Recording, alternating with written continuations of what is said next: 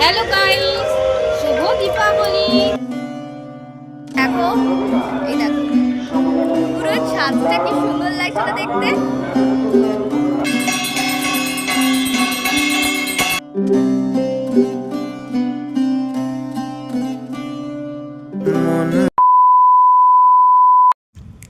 আজ আর কোনো ইন্ট্রো নয়। আজ নিশ্চয়ই তোমরা মায়ের কথা শুনেই বুঝে গেছো আজ ঠিক কি।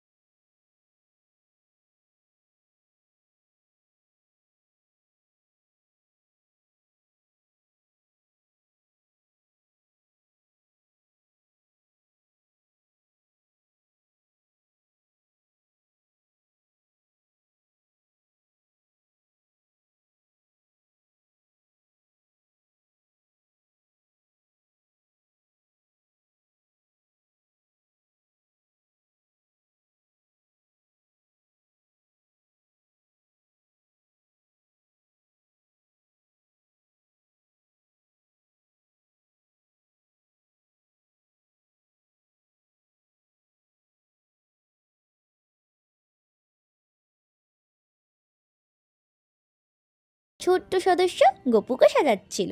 বন্ধুরা, নারকেলটা কেটে নিচ্ছি, ফাটিয়ে নিচ্ছি নারকেলটা।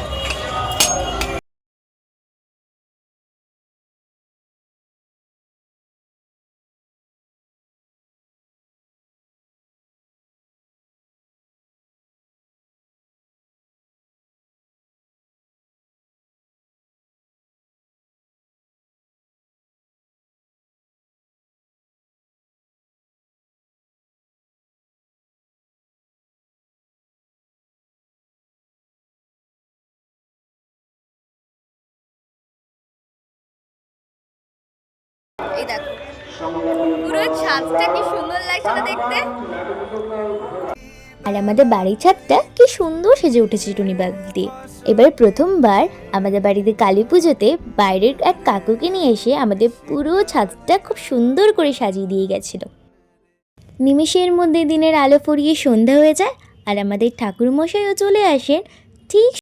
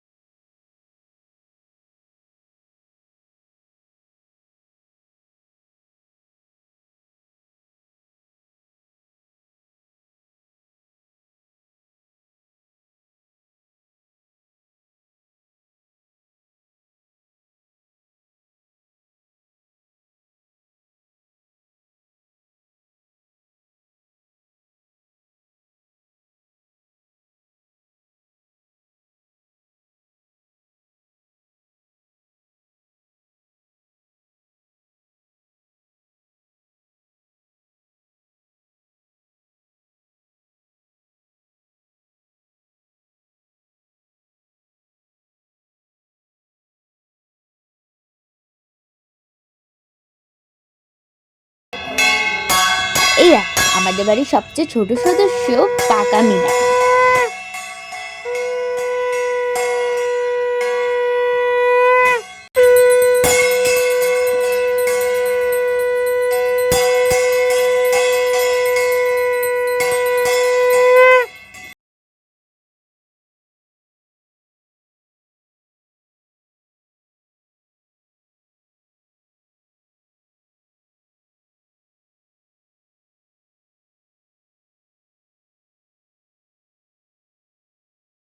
কত সুন্দর লাগছে। আর তার ঠিক পরেই মা বসে পড়েছিল অঞ্জলি দিতে।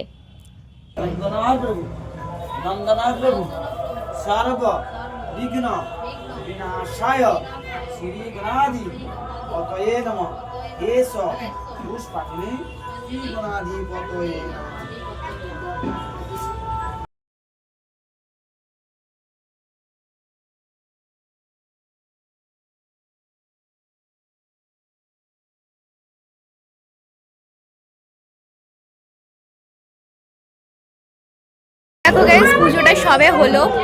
যাই হোক, তোমরা কতটা শুনতে পাচ্ছ আমি জানি না, কারণ বাইরে এত কালী পুজোর গান হচ্ছে, কালী পুজোর তো সব কিছু চলছে, তাই জন্য কোনো কিছু শুনতে না পেতেও পারো। তাই জন্য কিছু করার নেই, একটু প্লিজ আমার সাথে ম্যানেজ করে নিও।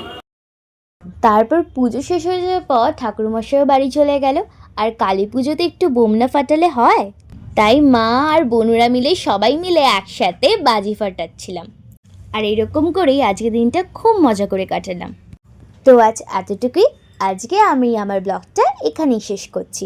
আশা করি তোমাদের খুব ভালো লাগবে। ভালো লাগলে লাইক শেয়ার কমেন্ট করে দিও, আর সাবস্ক্রাইব করে বেল আইকনটা টুং করে বাজিয়ে আমাদের পাশে থাকার অনুরোধ রইল। তো love you all, good night and tata. আর তোমাদের সবাইকেও শুভ দীপাবলি। কৃষি কাজ জানো না।